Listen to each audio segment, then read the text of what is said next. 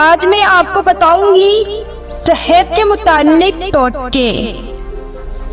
केले के साथ लस्सी पीने से मैदे में दर्द होने लगता है। खीरा और तरबूज खाने के बाद पानी नहीं पीना चाहिए, क्योंकि इससे हैज़े का डर रहता है। दही को कभी गरम गरम रोटी या गरम चीज के साथ मत खाएं।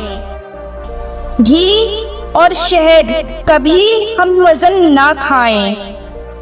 दूध में गुड़ डालकर ना पिए। दूध के साथ तरश चीज ना खाएं।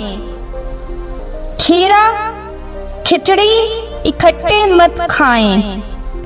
दही या छाछ के साथ केला ना खाएं। मछली और अंडा एक साथ खाने से गर्मी हो जाती है। आंखों की बीमारी में मछली हरगिज ना खाएं।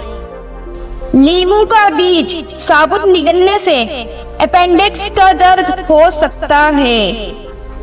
खाना खाकर फौरन सो जाने से कान जल्द बहरे हो जाते हैं। गर्मी में बाहर से आकर एकदम बिल्कुल ना नहाएं। दिन में 3 बार से ज्यादा खाना ना खाएं और भूख रोककर खाना खाएं। मूंग के साथ मूली मत खाएं, वरना नुकसान हो सकता है।